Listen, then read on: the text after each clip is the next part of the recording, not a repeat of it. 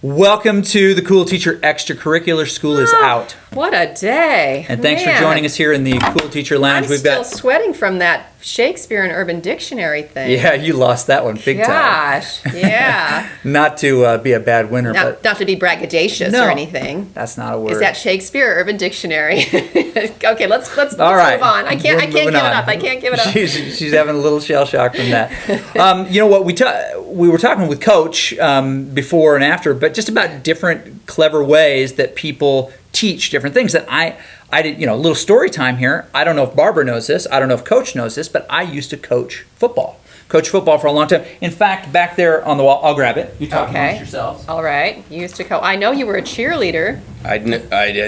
And that's how you met your wife. Have you played football? I did. I played football, and I coached football. I coached middle school football and men's semi-pro football for quite a while, which was fun. This was actually one of the helmets from the Boise Cardinals that I coached back in the day. We'll leave this on the desk because it's so nice. Where's your whistle?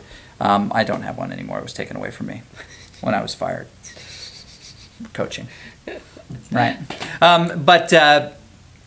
But what I wanted to tell you is that I think that there are some really clever ways that even coaching, because coaching really is teaching, right, Coach? Absolutely. Okay. And when I was a middle school coach, first of all, it was a problem because I was a band teacher and a football coach. So timeouts got really complicated. I was like, oh, guys, come on. Timeout. 1, 2, 1, 2. And I'd have to start the band.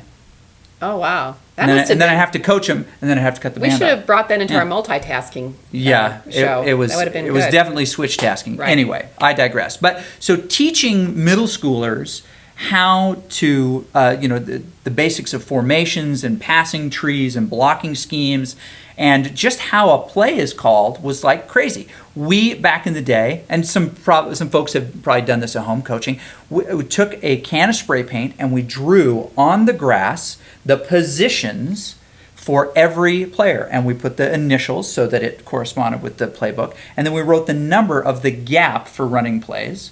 And then we would stand them in formation. We'd say, here's our play. We're going to do right 32 dive. What does that mean? And then the person standing on the block that was a 3 says, I'm 3, coach. And say, okay, what hole are you going through? I'm going to go through 2. And what's a dive? It means you go straight at it. And so they could look physically on the field and understand exactly what they were supposed to do. So we took a can of spray paint. We did that. Then we took different colors of spray paint. My longtime coaching companion, Roman Mariani, who's probably watching because he's one of our fans as well, remembers this. We drew the different defensive formations in different colors and just put the initial by it. And some of the spots were exactly the same. And this was in middle school? This was in middle school. Wow. So that they had a visual reference that we could teach them, the language of football. We drew a passing tree on each side and numbered the corners and said you have to run exactly along that pathway. And we just basically painted the grass well. So here's why this story time is I think interesting, is that it's okay, right, if you're going to teach something, to make visual templates that they can follow. I know grade school teachers do this all the time when they put a piece of tape on their floor and they put little numbers and they teach people to line up in a certain order, right? And they teach them to line up. Like a cakewalk. Like a cakewalk. Yeah. See? Do you like cakewalks? I just finally started following you right there. Okay. Right? Oh, man. And so making visual references, and some of you may be thinking, I could do this or that. It's okay. In fact, some students really connect better with a visual learning preference. That's what you do better, like the picture books rather than the ones with the words in them. She found a way to dig on me. Yeah. Yes, I like books with more pictures. Yeah, but that's okay. So, that's good. Hey, it's still 300 pages if it has pictures in it. That's true. For my book report. Right. The other thing I wanted to tell you, and you might get a geek out of this, did you ever play like video games like Madden on the? Oh yeah, Madden. On the PlayStation? Yeah, that's a teaching tool. That's one of my favorites. Absolutely. In fact, most of your playbook comes out of Madden, doesn't it?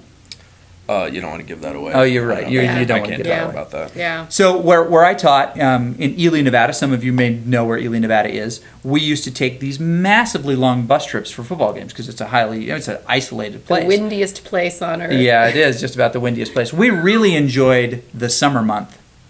Oh yeah, I bet you did. Yeah, the summer month was really nice there. But I would take my PlayStation. I would design our plays in the playbook creator on I don't remember what Madden it was. You probably know at home.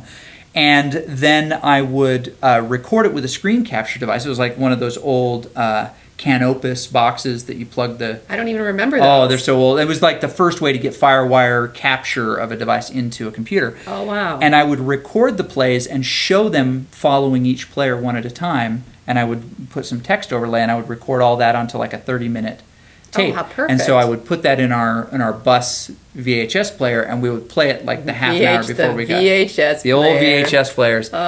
So they would get my one husband more still misses visual those. reference about what their jobs were on each play and things like that.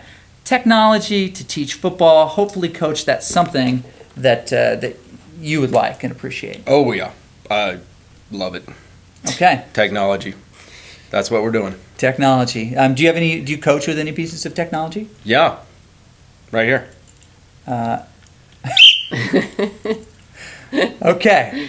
Well, Yeah, that's great. Let's get it together. Let's huddle up. Yeah. Okay. all right. That's not huddling up, Barbara. Oh, huddling up. Is Look, like he's the- got to get to practice, and we've got to get on to something else. But I like thanks. that story. Yeah, well, I stayed awake for most of it. No, that's good. That's good. Story time with Chris. All true stories, by the way. Yes. I've got some more. Maybe one of these times I'll tell you the story of when I took my high school band to Hawaii and we lost an adult for a week. And it was you. No, we lost a chaperone. Well, On maybe. purpose? No. Well. No, it's an interesting story. There's romance. There's intrigue. Yes. Mm-hmm. There are tattoos. There's There are black a police holes. blotter. It's another great story. There's amnesia. There was, yes.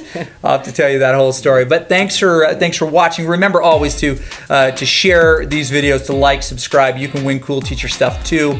We're glad to have you with us. If there's anything you think we need to be talking about in the Cool Teacher Show, Let us know. Yeah, let us know.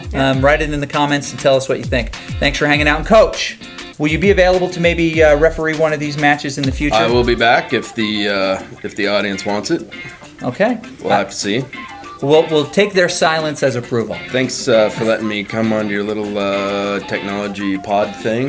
Okay. Yeah, that's good. Yeah. And Good, coach. look forward to Yeah. Okay. Yeah, good. Next time. Good. Well, All right. we loved it. good times. Yeah. Thanks, Coach. And we'll see you guys next time. Bye-bye.